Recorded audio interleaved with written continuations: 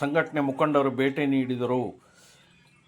ಶ್ರೀ ಯಲ್ಲಪ್ಪ ದೊಡ್ಡಮನಿ ಅಲ್ದರ್ತಿ ಕೂಲಿ ಕಾರ್ಮಿಕರ ಸಂಘದ ರಾಜ್ಯಾಧ್ಯಕ್ಷರು ಬೆಂಗಳೂರು, ರಮೇಶ್ ಚಕ್ರವರ್ತಿ ಆದಿಜಾಂಬ ರಾಜ್ಯಾಧ್ಯಕ್ಷರು ಹಾಗೂ ಹನುಮಂತಪ್ಪ ಮನ್ಪೂರಿ MRHS ಜಿಲ್ಲಾಧ್ಯಕ್ಷರು ಸೇರಿದಂತೆ ಹಾಗೂ ಇನ್ನಿತರೆ ಮುಖಂಡರು ಅದ್ದಿನಾಳ್ ಗ್ರಾಮಕ್ಕೆ ಭೇಟಿ ನೀಡಿ ಸ್ಥಳೀಯರೊಂದಿಗೆ ಮಾತುಕತೆ ನಡೆಸಿದರು ಮತ್ತು ಮೃತರ ಪತ್ನಿಗೆ ಗ್ರಾಮದ ಪರಿಸ್ಥಿತಿ ಹಾಗೂ ಕುಟುಂಬದವರ ಸಮಸ್ಯೆಗಳನ್ನು ಆಲಿಸಿ ಅಗತ್ಯ ನ್ಯಾಯಕ್ಕಾಗಿ ಧ್ವನಿ ಎತ್ತುವ ಭರವಸೆಯನ್ನು ನೀಡಿದರು.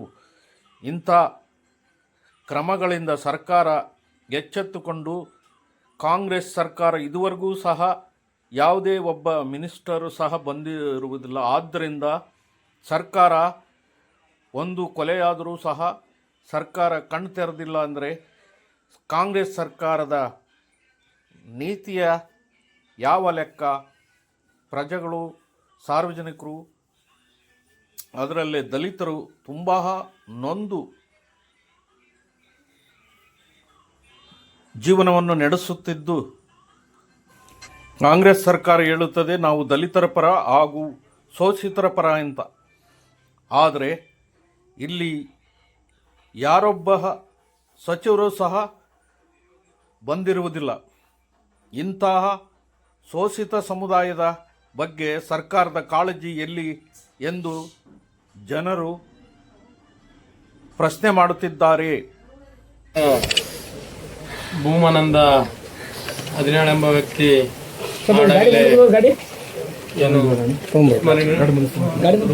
ದುರ್ಮರಣಾಗಿ ಕೊಲೆಯನ್ನಾಗಿದ್ರಲ್ಲ, ಹಂಗಾಗಿ ನಮ್ಮ ಸಮಾಜ ಕಲ್ಯಾಣ ಇಲಾಖೆಯಿಂದ ರಾಜಕುಮಾರ್ ಸರ್ ಮತ್ತು ಅವರ ತಂಡ ಮತ್ತು ಅವರ ಮನೆಗೆ ಇವತ್ತೇನು ರೇಷನನ್ನು ತಂದು ಕೊಟ್ಟಿದ್ದಾರೆ ಒಂದು ತಿಂಗಳ ಮಟ್ಟಿಗೆ.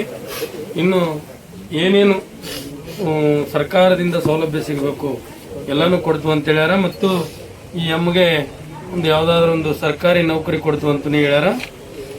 ಮತ್ತು ತಮ್ಮ ಕಡ್ಲಿದ್ದ ಏನು ಹೆಲ್ಪ್ ಬೇಕು ಎಲ್ಲನೂ ಸಾಧ್ಯ ಆದಷ್ಟು ಕೆಲಸ ಮಾಡ್ತು ಅಂತ ಹೇಳ್ಯಾರ. ಮತ್ತು ಇಲ್ಲಿ ನಮ್ಮ ರಾಜ್ಯಾಧ್ಯಕ್ಷರಾದ ರಮೇಶ್ ಚಕ್ರವರ್ತಿ ಅವರು ಕೂಡ ಬಂದಾರ. ಅವರು ಕೂಡ ಈ ಕುಟುಂಬಕ್ಕೆ ಧೈರ್ಯ ತುಂಬಿದ್ದಾರೆ.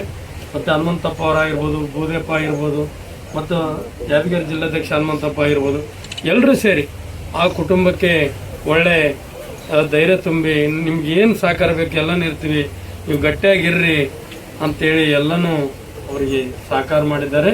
ಇವತ್ತು ಸಮಾಜ ಕಲ್ಯಾಣ ಇಲಾಖೆ ಇಡೀ ರಾಜ್ಯದಲ್ಲಿ ಎಸ್ ಟಿ ಸಮುದಾಯಕ್ಕೆ ಎಷ್ಟು ಅನ್ಯಾಯ ಆಗ್ತದೆ, ಅದನ್ನು ದೌರ್ಜನ್ಯ ಒಳಗಾದಂಥ ಕುಟುಂಬಕ್ಕೆ ನ್ಯಾಯ ಕೊಡಿಸಂಥದ್ದಾಗಬೇಕು.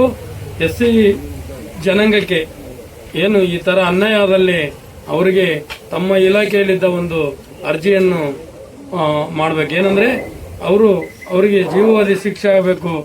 ಈ ಥರ ಯಾವುದೇ ಘಟನೆ ನಡೀಬಾರ್ದಂತೇಳಿ ತಮ್ಮ ಇಲಾಖೆಗೆ ಕೂಡ ತಾವೊಂದು ಲೆಟರ್ ಕೊಡ್ಬೇಕಂತೇಳಿ ತಮ್ಮಲ್ಲಿ ಮನವಿ ಮಾಡ್ಕೊಳ್ತೀವಿ.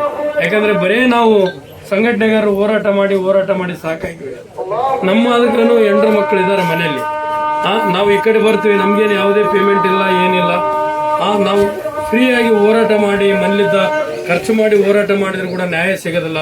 ನಿಮಗೆ ಅದು ಒಂದು ಸರ್ಕಾರ ಪೇಮೆಂಟ್ ಮಾಡ್ತದ, ನೀವು ನಮ್ಮ ದಲಿತರ ಪರವಾಗಿ ದುಡಿಬೇಕಂತೇಳಿ ತಮ್ಮಲ್ಲಿ ಕೈ ಮುಗಿದ ಮನವಿ ಮಾಡ್ಕೊಂಡು ನಾನು 2 ಮಾತು ಮುಗಿಸ್ತೀನಿ. ಜೈ ಭೀಮ್.